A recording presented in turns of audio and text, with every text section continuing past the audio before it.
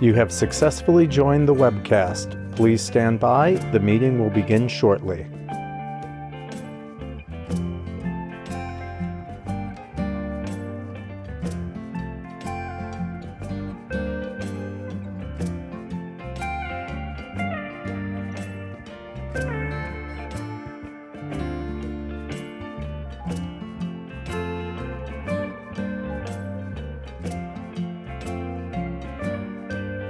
You have successfully joined the webcast. Please stand by. The meeting will begin shortly. You have successfully joined the webcast. Please stand by. The meeting will begin shortly.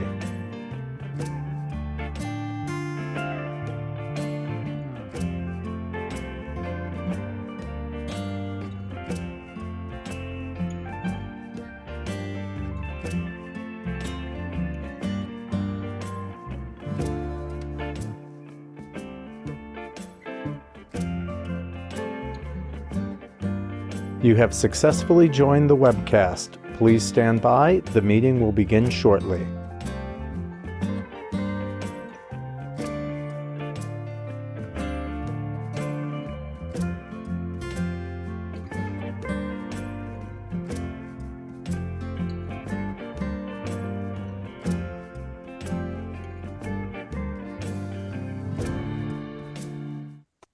Good morning. I am Kevin Lauren.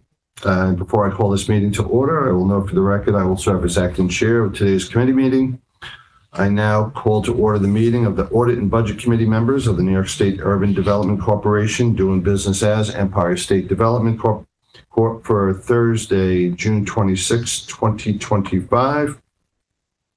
I note for the record that this meeting is being webcast and that the public was given an opportunity to comment on the agenda by submitting their written comments by noon yesterday, and we did not receive any comments from the public, and nor do we have any members of the public in attendance today. The committee members have received the materials in advance of today's meeting and of course are free to ask questions at any time. There will be no voting items today, so we will not be asking for committee members to indicate any potential. Alessio, ESD's Deputy Chief Financial Officer and Controller, to lead our discussion on the first agenda item relating to the annual financial reports. Thank you, Mr. Chairman, and good morning. Good morning, Commissioner, Directors.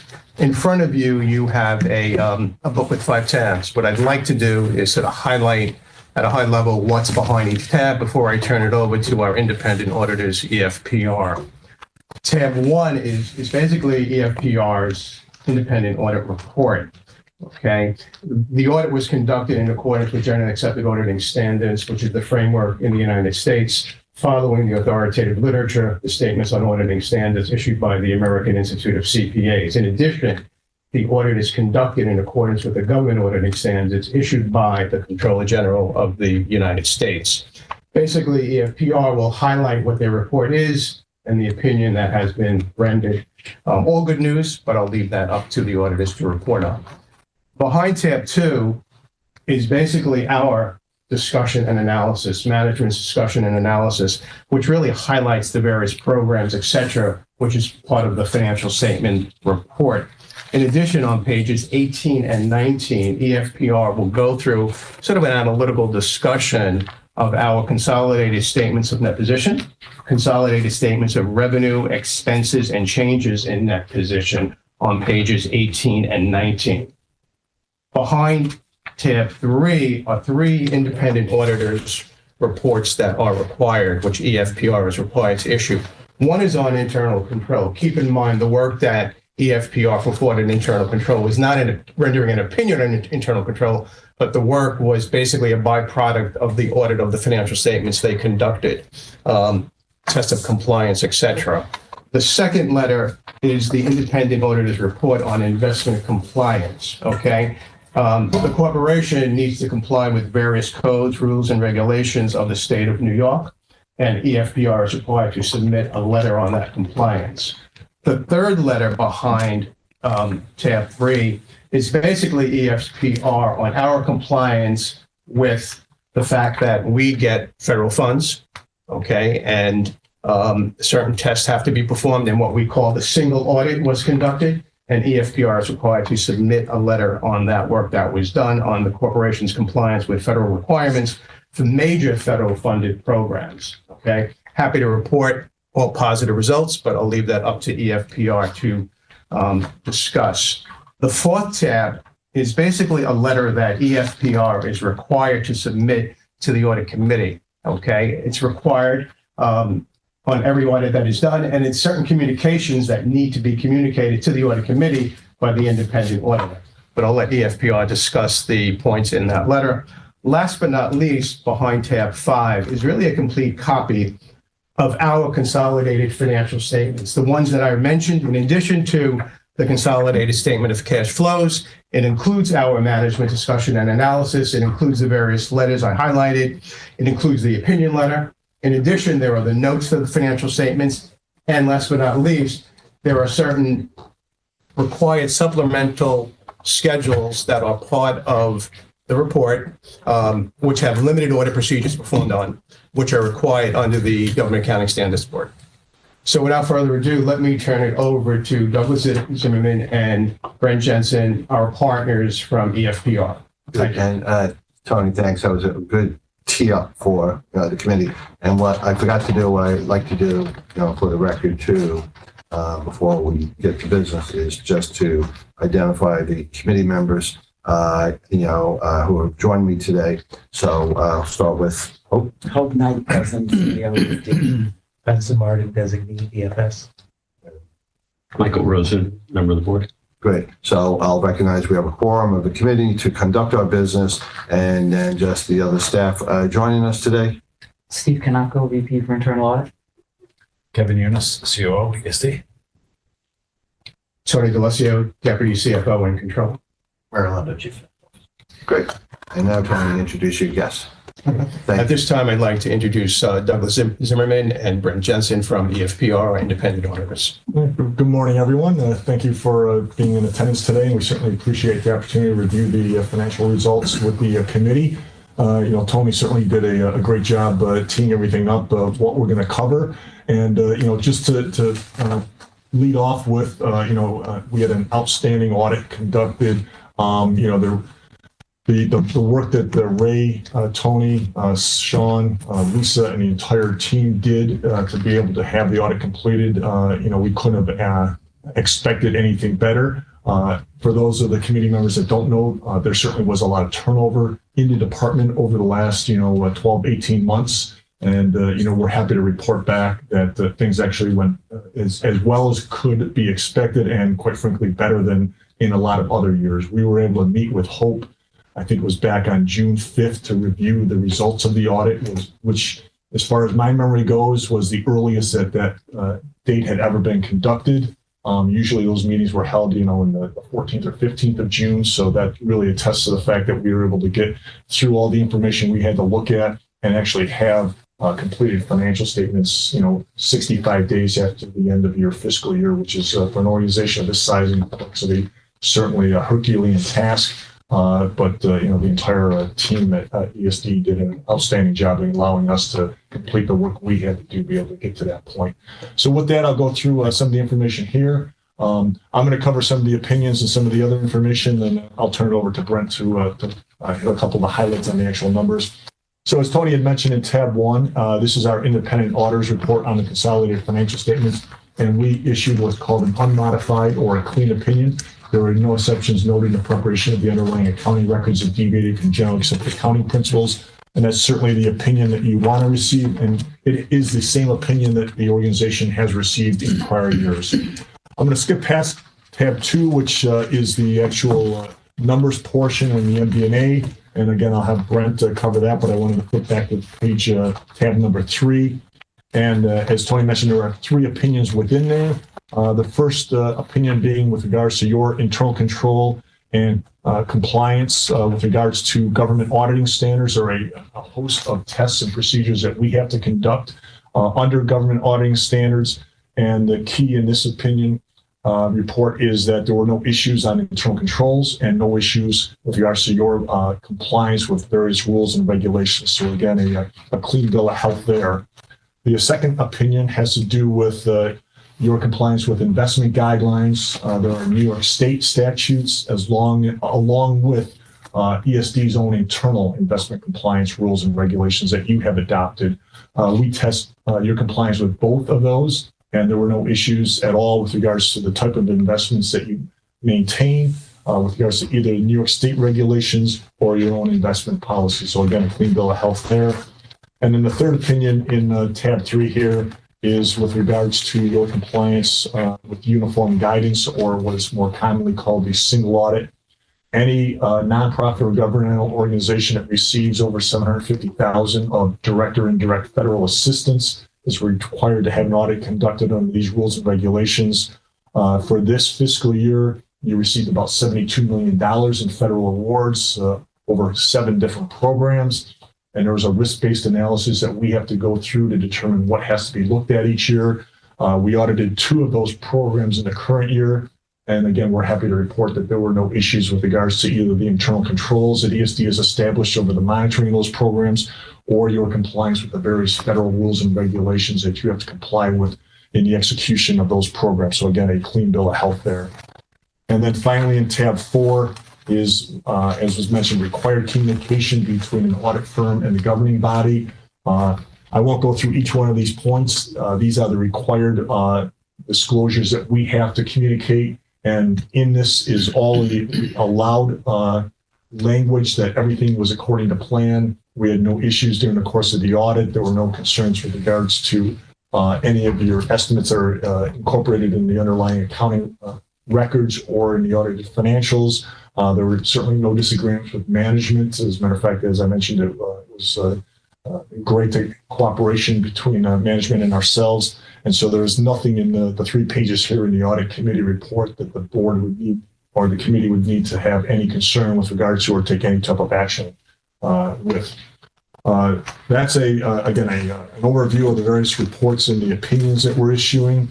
And unless there's some specific questions with regards to that, I will turn it over to Brent in tab 2 to cover some of the highlights of the MD&A and the actual results. Okay, with no questions, I'll go to tab 2. And for tab 2, this is really just an excerpt from the financial statements. This is the management's discussion and analysis section. The only thing we've changed is a couple pages in the middle that have these fold out tabs where we've added some analytical discussion for the committee's benefit. Pages 4 to 17 are really just a breakdown of your various programs and subsidiaries and what they are doing for this organization. I think you all know that well. I'm not going to regurgitate any of that to you. So we're going to go right into the actual financial data on those couple pull-out pages at 18 and 19. And I'm actually going to start on page 19 to talk about the current year operations and what impact they have on your financial statement, and then work back to that balance sheet impact so you can see it there. About 2/3 of the way down the page, you have a number for operating income.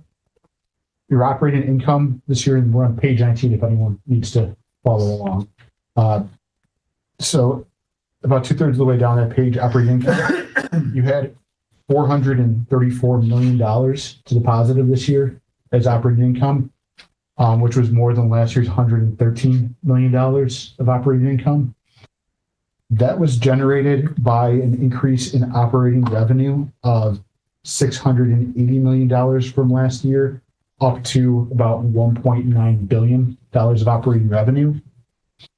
The largest changes that account for that were the reimbursed grants, which is non-New York State funded grant money, which was up $320 million to $397 million. And that increase was largely due to the money for the Erie County Stadium that was coming from the Buffalo Bills team or Erie County. The rest of the stadium construction money that comes from the state was in the state appropriations for programs line, which is roughly consistent to last year, up $14 million. The other major change in operating revenue was on the economic development grants. Those are New York State funded programs, and you are really acting as a pass-through for those. So that was almost $1.1 billion this year, up about $350 million from last year. But you can see down in the operating expense that is also the largest change in operating expenses because you are that pass-through entity. You see that you have roughly the same number in operating expenses for economic development grants. And that actually contributes about 350 million of the increase to operating expenses, which only went up by about 360. So that was really the most significant part of your change to operating expenses. So what all of that ends up meaning is that you have that operating income of about 334 million, but it's coming from the construction of the stadium. So you have expenditures that are going onto your balance sheet as capital assets, and you're being funded to, those expenditures by third parties. So they're coming onto your statements in revenue here. So that's how you're generating this net income, is you're getting fixed assets that are paid for by third parties. So it's not cash flow income, it's construction asset income ultimately. It's construction, what asset? Construction asset income, where you have the stadium that's being paid by third parties is generating your income. Going back to page 18, if there are no questions on that, we can see the effect of that. We'll start with showing the effect of that, and I'll break down a couple other things here.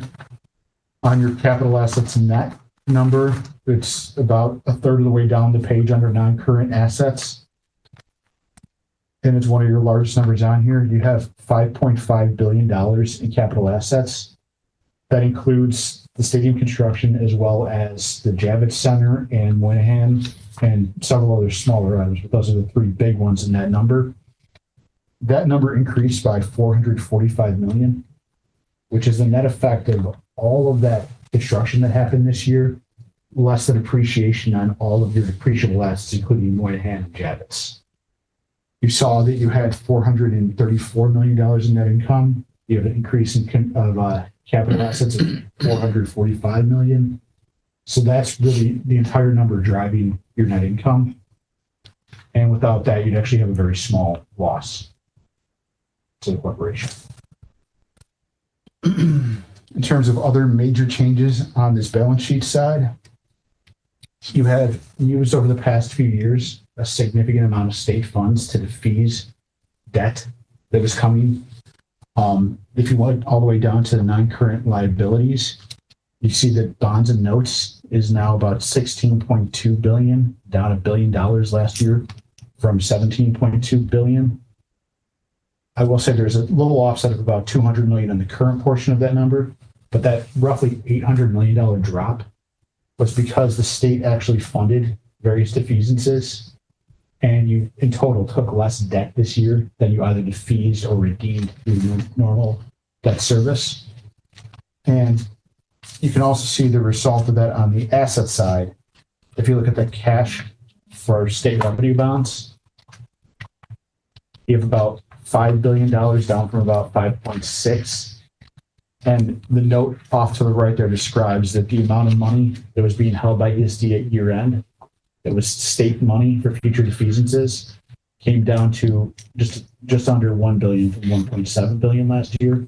So you use about 700 million of those state funds to defease that this year and drive that decrease there in your liabilities. So those are really the major changes that happened throughout this financial statement. We can get into detail on anything else that you want to see, but those are the areas I wanted to highlight to you. Let me just say, Kevin, this was a great result for us. I was really happy with Tony and the team for the last 12 months. And in partnership with the NPR. Thanks for sharing that, Ray. Just a couple of questions. I think I asked this question last year too, but since we only get a chance to sit together once a year, you know, refresh my recollection. So almost $5 billion in state revenue bonds. Again, we're the issuer for the state, and then we hold on to them. They're not really ESDs or UDCs monies. When the state tells us they need it, then we pass it all along to them. But when we invest them, treasuries or whatever, the interest has collected on them, does that also belong to the larger New York State? It's not one of our assets. Is that correct? Yeah. That's correct. And the same thing with the $16 billion in liabilities. They show up on our financials as liability, but they're really the state of New York's liabilities, but they have to put that somewhere, so we're the ones where it's put. Because you're the issuer, yes. Right. We hand us the money. We hand it to them. But so if we take out the monies that we are a pass-through for the state to, what's our, do we have a budget breakdown or a financial statement breakdown just for UDC and its subs without all the state bonds in terms of assets and liabilities? I mean, as you mentioned, a couple of the asset numbers would go away, the big liabilities would go away, and on the statement of net position statement, you would see the assets that Brent mentioned would be the big item that you have. The capital assets, Moynihan Station, Javits Convention Center, obviously the new Erie County Stadium on there. So that's the biggest item that you would then have on your balance sheet here. And everything else really is a driver of that, because the debt mostly goes away. You do have a small amount of debt related to the Javits Convention Center that occurred previously. The most recent changes were primarily from state appropriations, the $1 billion, but there's a $1.50 fee that you're collecting from every hotel stay that's helping to pay off the debt. That's really at a very high level what's left on the balance sheet. If we, to really simplify it, again, if we take out the state bond proceeds that we issue and then pass through and give to the state when requested, are we essentially like a $6 billion entity with the UDC and all of our subs? On the balance sheet side, yes. You have about $6 billion in assets, $6 billion in revenue or liabilities. Right? That's helpful. Yeah. That's helpful. And when you were making your presentation, when we talked about all of our investments are in compliance with all state and federal, that's talking about primarily when we're sitting on all these bonds and we're investing them, they are done prudently and pursuant to whatever requirements the state has. Absolutely. Yeah. I mean, very highly secure. Nothing is invested. You're not allowed to invest in like hedge funds or private equity funds or anything else like that. And our guidelines and procedures for investments, do they mimic the state's overall general? Yes. So what was it with the division of the budget, and our procedures are one and the same essentially? And it's all short and it's all liquid. Got it. So we're very capital C conservative. Right. We're not Which makes sense. 100%. Yeah. That is inside. Got it. And again, when you were referring to investments, it's these types of investments, not, you guys didn't audit the investments ESD makes in various companies when we're giving out grants and when we're doing SBBCI investments and things like that. Those, you weren't referring to those investments. No. Do we ever audit those investments? Absolutely. Do our internal audits. Absolutely. That's done internally? Yes. And not part of our, your scope of work? Right. Yes. That is good and very helpful. Do any other committee members have any questions for our friends from the PFR? I should have a general question, but maybe it's more. So if I heard you correctly, we got about $72 million in federal funds, last year that you were required to audit if it's over $750,000. So we certainly meet that threshold. Are we concerned if the big, bold, beautiful, whatever it's called, bill gets approved? Is that $72 million likely to shrink significantly? Have we been able to ascertain? So, there are certain programs that we feel very comfortable about. SSBCI, all the lending and credit programs, we expect to receive funding very shortly. So we're not worried about that as part of the number that you just mentioned. There are some other programs that we're on high alert around whether or not, they will They're going to continue. Yeah, and we're making plans to figure out what we would do as a result. Got it. Got it. And everybody else is in the same boat. Right. They're talking other states too, Yeah. because the money's not just necessarily very specific. Lots of these programs are across everyone's talking. Got it. And when we get all these federal monies,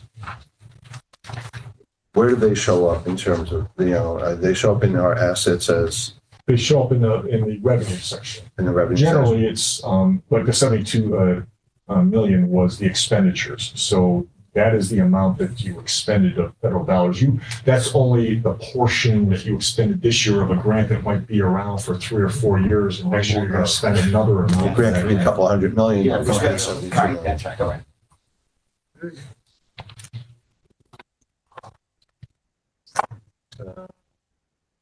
Do you guys have anything else to report? Not unless there's any other questions. No, I'll just ask a general question. I always ask of every auditors when I'm, on a board or chairing a board.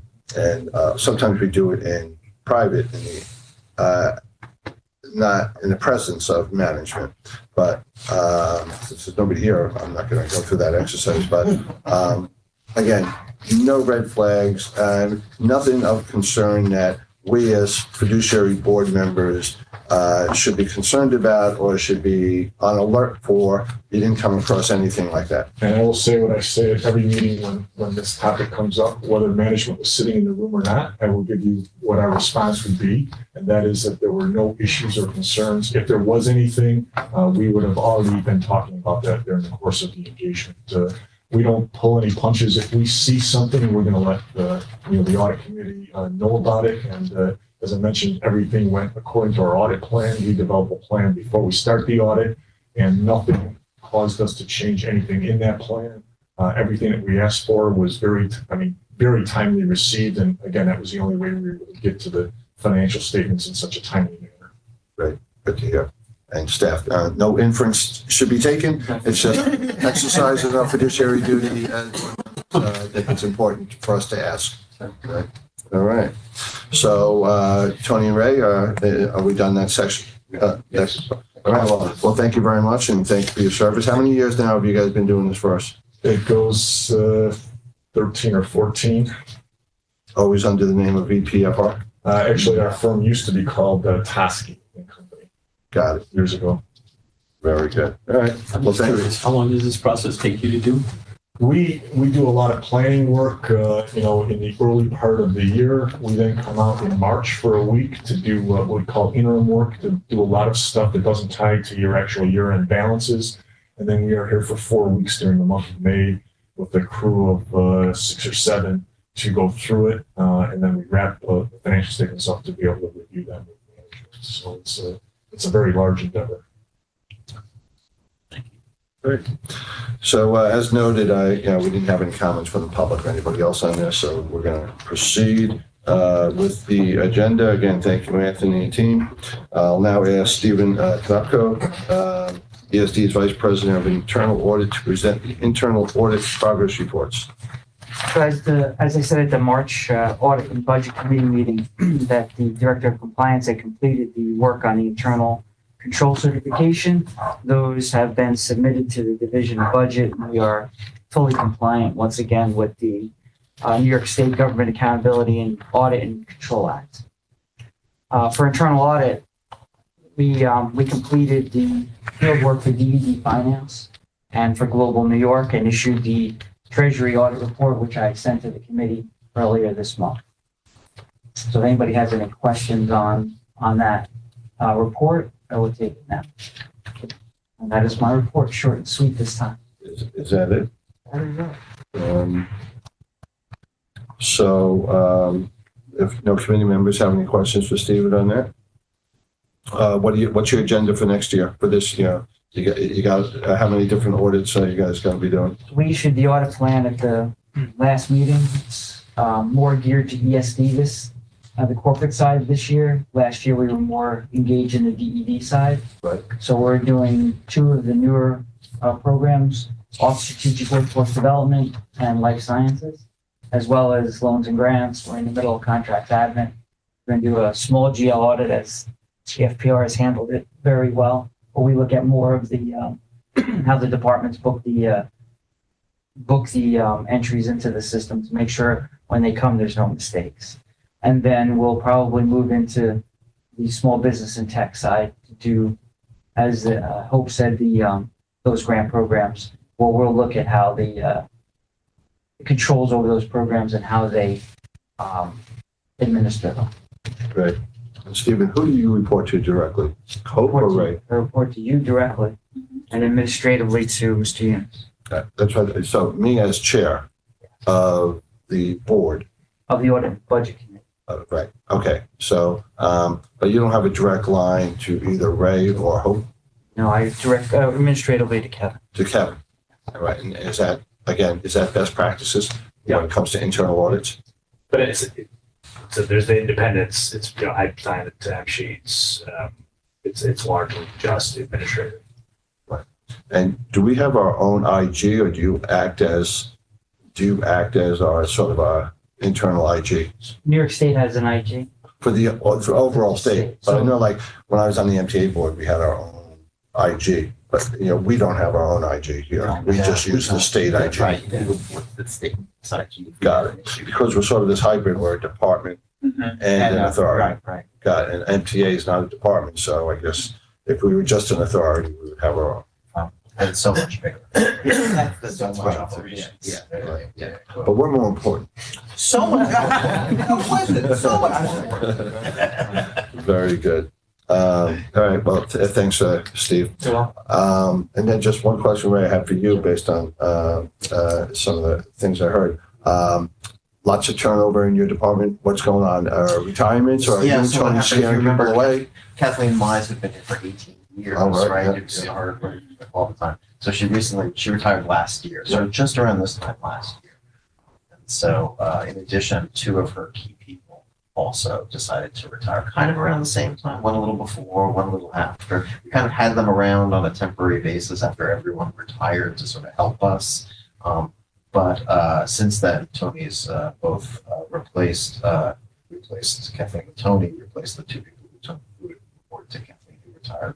New folks, and then we brought some new ballast onto the bottom of the sort of just general, Bringing some new. just graduated accountant types, who've really added a lot to the team.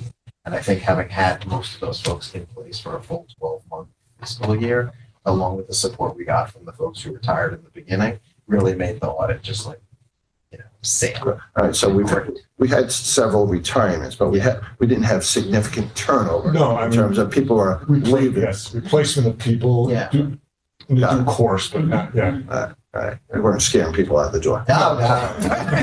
Very well. I'm a teddy bear. Everybody in the room knows that. Absolutely. Very happy with the team we have. It's been great. It's a great team. Yes, it's good. And they see the future at ESD. They see the opportunities. They see the mission and the strategy, which is good for some of our young people to really be part of that. No, very good. Glad to hear that, Tony. Glad you seem quite comfortable in your new position, so I'm glad you're on our team. Yeah. Thank you all. Good to be here. Thank you. All right. Does anybody else have any other business they'd like to raise at this time? Don't see any. We have no comment from the public. Nobody's here to say anything. So I'll move to adjourn. Michael, you second it. All in favor? Aye. We're adjourned. Thank you. And we'll see you in 27 minutes. for the board meeting. Great.